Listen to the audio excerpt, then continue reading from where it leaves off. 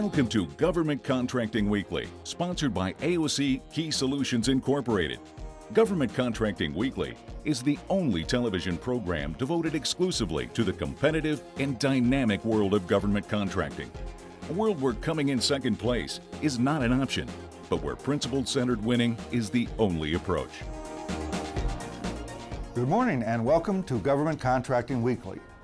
I'm Jim McCarthy, the owner of Key Solutions and the host of this show. If you're like most people that I know, social media has become a daily fixture in your personal life. But what about at work?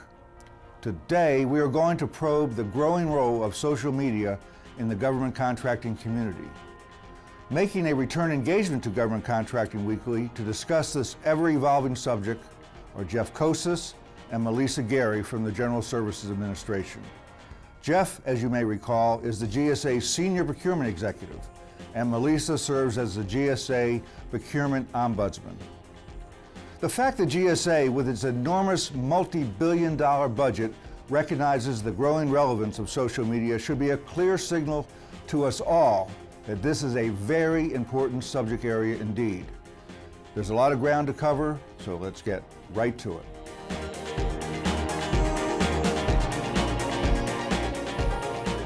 Good morning. I'm here with Jeff Kosis and Melissa Gary, both from General Services Administration.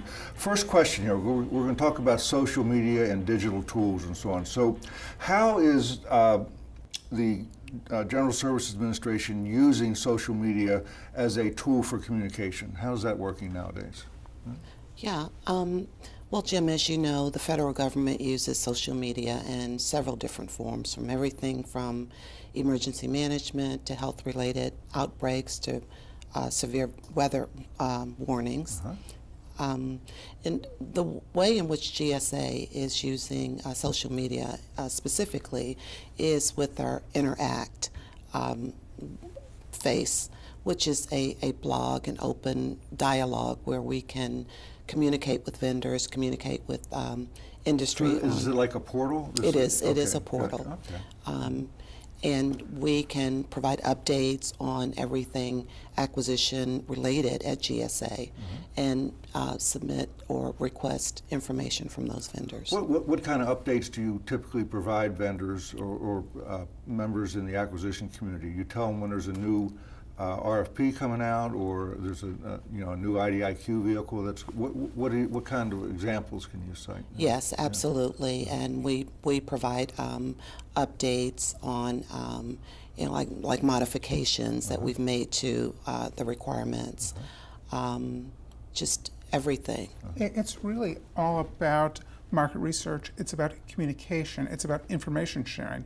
One of the big objectives that we have is bringing new entrants into the federal community. Another key objective is better defining requirements up front.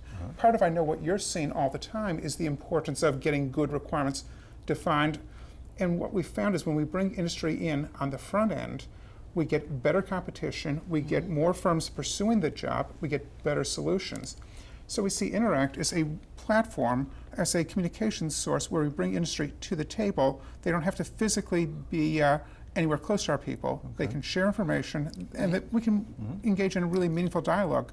We can post trial balloons and go back and forth through the market research process. So in what ways does it serve as a business development tool? Because it sounds like it has a lot of applicability to the whole entire acquisition community. So how does it, would a contractor use it in terms of a business development methodology? From the contractor perspective, simply monitoring the dialogue is going to give them a significant sense of how's the government thinking about an issue and how is industry weighing in on it. It may give them a sense of potential teaming partners to pursue, contracts to invest in or not to invest in. Sometimes the best information that we can put out lets firms make a good decision about what to do with scarce B&P dollars. Right. Do they want to pursue this acquisition or do they not? Right. I know that you certainly see that as you're talking with industry in the ombudsman role. Yes, absolutely. Absolutely. And also, Jim, I just want to say that the social media tools like Interact fosters a sense of community. I mean, it brings the private sector or citizens into see how our operations are run. And So a it's common more set of practices, absolutely, for example. absolutely, and it's more transparent. Okay, you mentioned the term dollars. I was just curious, how does GSA use social media or digital tools in general to save the taxpayer money and, you know, to reduce costs and so on? How does that work? And that's really what so much of this is about right now. What we're starting to learn is how to leverage the data that we've obtained under several of our contracts, under our strategic sourcing solution for office supplies, under our commercial satellite communications services solution. We're getting transactional data from industry. And we're turning that right now into our prices paid portal. We're going to make that information accessible to other agencies. But longer term, what we're looking to do is issue a proposed rule very soon. And when that rule goes out, it's all about defining a new contract requirement for vendors to provide GSA with transactional data. Data to say, I sold X units to Y company for Z dollars on this date. So let me understand, you say there's soon to be announced a new rule. Aren't rules generally considered to be burdensome? Is this another burdensome requirement that's placed on companies? Right, it's actually a new proposed rule. What you're going to see is the announcement. What you're going to see is a public meeting to discuss it. But yes, we recognize that there is a significant cost in providing and tracking transactional data. We've also been working with OMB as part of the national dialogue to say, are there ways that we can reduce other costs, other barriers or burdens in exactly the same vein? So under our multiple awards schedule, one of the current requirements is a price protection feature for the government. It requires that the contractor track all sales to a designated customer and lower the price to the government if that commercial customer gets a price reduction. Well, we believe that the transactional data will give us the same protection. So by moving to transactional data reporting, the idea we're exploring, what we want to engage on in this upcoming open meeting is, can we get rid of the requirement to track that commercial sales customer for firms who give us the transactional data? Our belief is that that is significantly less burdensome, a less costly way for industry to do business with us. And that's the dialogue that we're really looking forward to having. Okay, well, great. Okay, so you mentioned that as one of the applications. What other initiatives are currently underway within GSA in this area of acquisition? If you can just sort of share a little bit with our audience. There's a whole series of things going on where we're starting to harvest the power of big data internally. We've just launched a series of what we call dashboards or visualization tools, where we're harvesting our own data, looking at how we're buying across the agency.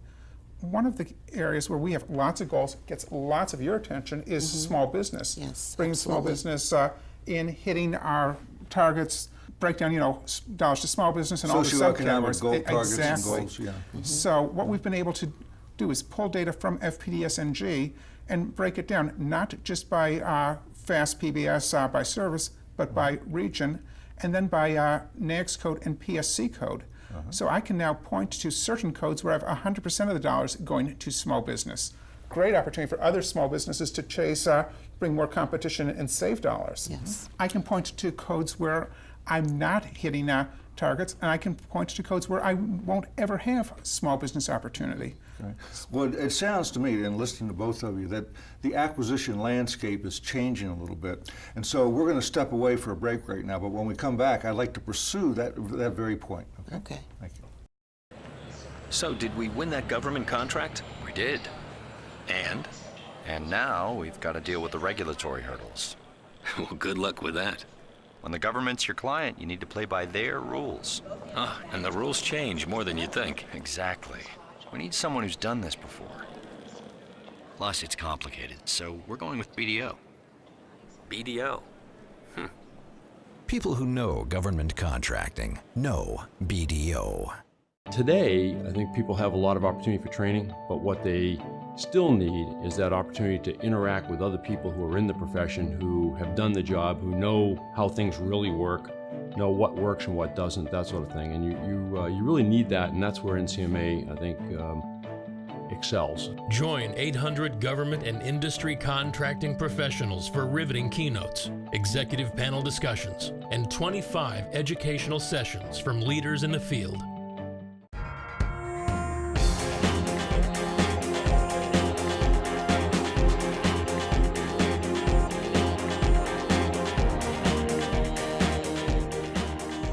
I'm going to go out on a limb here and say that the GSA acquisition landscape is changing. So I'd like to know how GSA uses such sites as Interact or LinkedIn to sort of communicate and get its messages across. Yes, absolutely.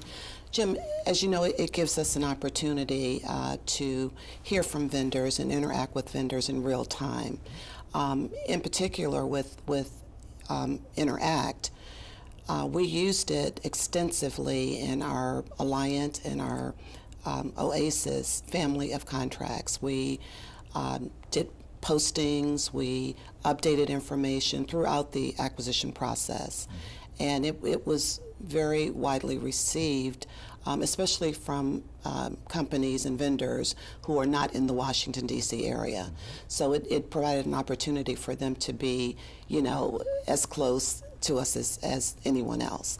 Now, certainly the vendors that are in the area would prefer face-to-face, but again, it's an opportunity for us to interact or engage in real time, if you would. And provide real useful information. Absolutely. In a timely manner. Okay. Absolutely. So let's talk about, like, say, LinkedIn. I mean, nowadays a lot of people are Very LinkedIn, and we're hearing that GSA is LinkedIn, if you will. Huh? Yeah, LinkedIn has a whole series of procurement communities, and that's fascinating. One, just for us to be able to watch the conversations, occasionally to join in, but to get a sense of the information. To me, it's part of the whole transparency agenda and the way transparency is being remade through some of the social media and digital tools.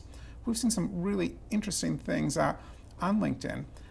Sometimes we've seen crowdsourcing of protests, where a vendor lays out its thoughts on a protest, lines of argument, other vendors weigh in and help them think that through. My lawyers love that. It's really helpful to us, of course. But in a sense of it gives you a little look behind the curtain of, of what the contractors are doing. Interestingly, we've seen industry crowdfunding various studies, initiatives, even protests, as they are perhaps in disagreement with some of the policies. Does it have an impact? When you're monitoring, let's say, LinkedIn traffic and you see something, does the agency respond in some way to that? Absolutely, it has an impact. Sometimes we're still not real nimble and fast in figuring out how do we respond in that setting. Because any of these social media tools demand some incredible speed. But it certainly spawns conversations. It's a chance for us to sometimes put issues directly on Melissa's hat as a significant concern. Sometimes it's a chance to take an issue and say, hey, we need to go discuss this viewpoint that we're now seeing from a whole number of firms. But also, what we're seeing is some of the challenges it creates for industry. Melissa mentioned Oasis. She mentioned Alliant too. One of the things that we learned was how hard it is sometimes for industry to be able to get cleared and approved to actually weigh in on official comment boards like that. So one of the things that we found is we get a lot of disguised posters who are often representatives of some of the government contractors, but they haven't gone through all of their internal hoops, processes, signs off, legal reviews to be able to weigh in with an official comment. So we get a comment from interested Alliant vendor or whatever it may be, because they come in anonymously but can share the thoughts. Is there a way that a government contractor could actually communicate with a decision maker using any of these tools and actually make themselves known or ask a question or anything that is it really that robust? Can it do that for us? We very definitely used Interact on Oasis. We're planning it on Alliant too, to float trial balloons, to ask for alternatives. We say, hey, we are thinking about a pricing strategy of A, and we're looking for feedback. We have used it to say, we're going to appear at this location, here's the presentation we're going to give. We've used it to say, we're looking for a white paper on topic X, and if you want to come in and meet and present to us on this topic, we'll take the first 50 or 100 vendors.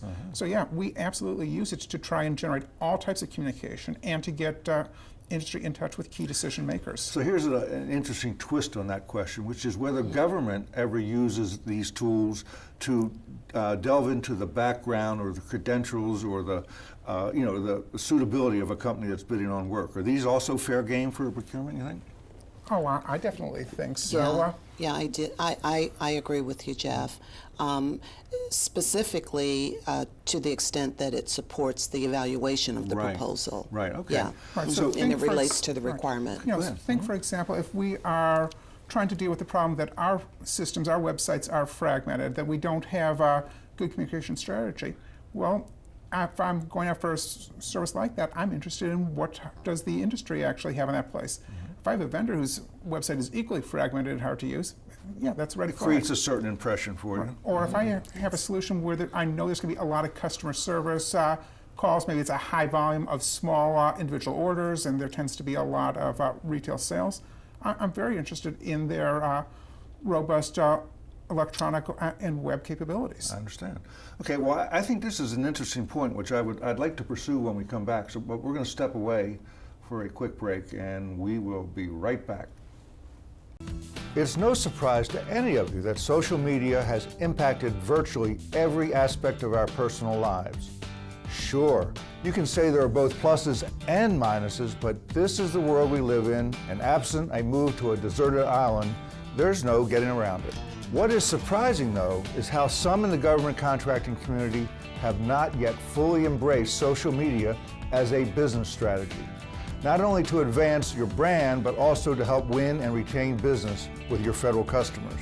At Key Solutions, we believe that social media has to be an integral part of your business development plan. We also believe that while this technology is advancing like a high-speed train, you can either jump on board or watch your competition leave you in the dust. If you are a federal contractor looking to integrate a social media strategy into your business, we will be able to help you. Contact us at aockeysolutions.com.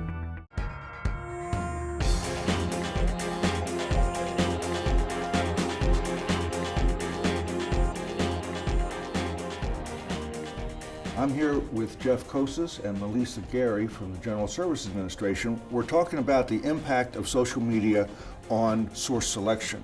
So the first basic question is there an impact, and in what ways? Yeah, of course there's an impact. Let me draw an analogy. If you're hiring a new employee these days, I suspect you're checking their Facebook page. What kind of pictures, what kind of image do they project, what kind of things are they saying? Absolutely. You know, that's certainly true in the contracting world as well. You know, whether we're talking a scheduled contract, whether we're talking a source selection, you better believe we look at we look at the company's web page, how they present themselves, the capabilities they say they have. You know, if I have a proposal saying that they're expert at ABC and I don't see that clear and demonstrated on their page, it starts putting some suspicions. Is this a pass-through? Is something else going on here? Right. Absolutely. For example, if a company's bidding an Air Force logistics contract and the government goes to the website and there's neither a mention of the Air Force or logistics, it raises a red flag for them. Exactly. So what that tells us, right, I would think, is that if we're going to be bidding some government work, we ought to make sure that our website and all of our identity materials somehow is supportive of that, because the government is going to check it out. Absolutely. Is that right? It's another avenue for us to verify what you're saying in your proposal. Is there any way that the contractor can legitimately use social media to get its message to a source selection official, or to justify their selection? Is that an appropriate use of social media in your view? Sure. You know, more and more GSA is trying to take communication in that direction. I fully expect that becomes a two-way street over time. And I think other agencies are quite likely to be following. We're all under pressure to reduce costs, to deliver better service to taxpayers faster and more efficiently. Absolutely. You know, this is not a GSA unique concept. Other agencies are facing these same pressures, are looking at ways to reduce and streamline costs to get rid of these multi-year procurements. We've got to get fast and agile. Get faster, yeah. Do you think there will come a time when a company would submit a proposal, but embedded within that proposal might be a link, and that link would take the reader, the evaluator, to a certain site to look at the material or to see the contractor's facility? Or oh, I'm positive that we see that day coming, and I don't think it's hugely far away. So it actually, we may be combining both the written document and the use of social media in some way, or websites. Yeah. For that it's message. the next generation of oral proposals, if you will. Yeah. Absolutely. Yeah, Absolutely. that's very interesting. And how does the government feel in general about, let's say, oral presentations that have a video component to it? Is that looked at okay? From my view, I'm all for it. I think there's great value, and where some people have hesitation on orals is getting that written record. The video captures and takes care of that concern. So I'm not going to speak for the rest of the contract officers in government, but I'm all for it, and I think we'll find a lot of support in GSA for that concept. Okay, so here's the opportunity for your final thought and your final takeaway, because I think we're into a very rich field here of things to talk about. But if you had one thing that you wanted to leave with to the audience this morning, Melissa, what would it be? Jim, I would say that social media is here to stay, but we have to be mindful of the downside of it, the ethical implications that's involved in it. As we talked about source selection, we have to be careful that we don't divulge information that's confidential or privileged. Over the last several years, our ethics training has expanded to cover the use of social media in one's official capacity. And I would just caution that, most of us have personal tools or social media apps that we use, and almost every agency has one. There are over 70 out there for agencies to choose from, and we just have to be mindful that we don't blur the lines between our private use of social media and our official use of it. Very good point. Okay. Yes. Jeff, your final thought. We've seen a number of industries remade by digital forces the last few years. Look at books, look at music. We can go on with many examples. I think we're seeing government acquisition being transformed by social media and by transparency. And the conversation we had today, Jim, I think this is just the beginning of where we're going, and we're going to see a very different world the next few years. It sounds to me like companies that have a business development department ought to be thinking about how they're going to use social media to help them, represent themselves in the marketplace and hence increase their competitive edge. Oh, absolutely. Okay, well, maybe this is a very fruitful conversation. I appreciate your time here today.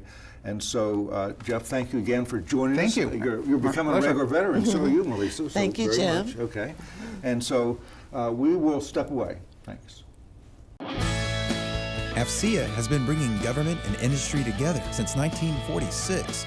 By joining AFCEA, you will reach the decision makers and become part of the discussion. You'll increase market visibility, gain market insight, receive discounts on AFCEA member services and events, and manage and engage corporate associates. AFCEA is the association of choice. Join today at www.afcea.org.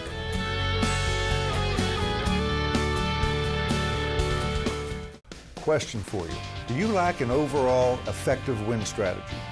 Hi, I'm Jim McCarthy, owner of Key Solutions. For over 30 years, KSI has helped clients win or retain over $130 billion in government contracts by providing the keys to winning. Now, if you're chasing a must-win contract, visit aockeysolutions.com and click on Contact Us. It's a tough market. Don't go it alone.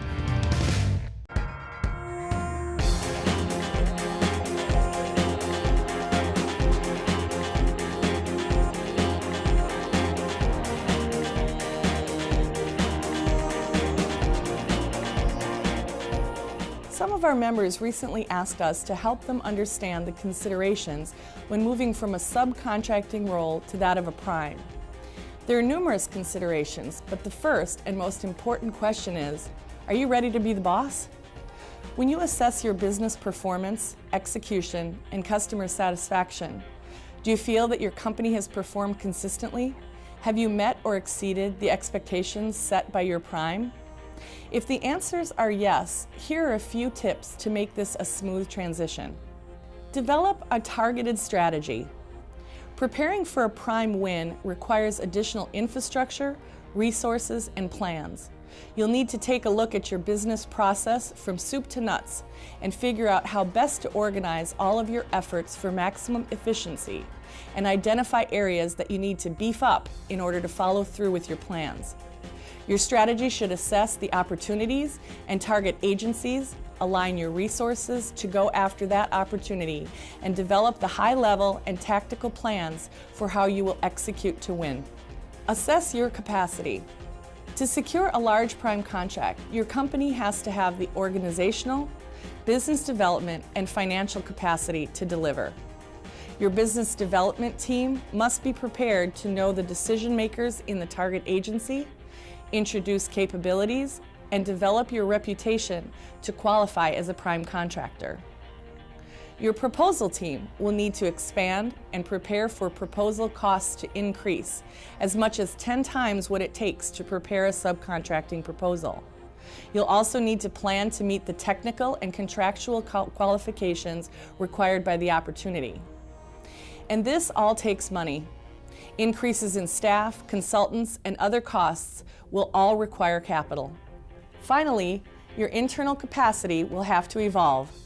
You'll need to ramp up your recruiting and staffing operations, processes, and communications to meet your new obligations. Your sourcing and subcontracting will need to be evaluated and developed to assure adequate coverage and excellent performance and execution. You'll now be in charge of the subs. With a solid strategy and plans on how you'll back it up, your company will have a real shot at moving from a sub to a prime contracting role. If there was any doubt in your mind before on the growing role that social media can play in the government contracting arena, today's show has hopefully raised your awareness of this critical area of communications. Question: do you have a social media strategy in place for selling and reinforcing your brand? Does your team have a clear vision for how social media can be used in the coming years to help you win and retain work? If not, then you should consider calling Key Solutions so that we can help you create a social media strategy that can evolve and adapt to this dynamic situation. I want to thank Jeff Kosis, the Senior Procurement Executive of the GSA, and Melissa Gary, the GSA Procurement Ombudsman, for joining me today. But most importantly, I want to thank you, our viewers, for once again making Government Contracting Weekly a regular part of your learning regimen. Now, on behalf of all my colleagues at Key Solutions, I'm Jim McCarthy, and I'll see you next week.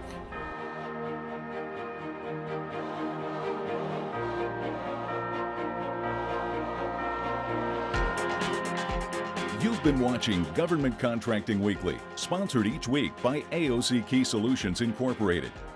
Government Contracting Weekly is the only television program devoted exclusively to the competitive and dynamic world of government contracting.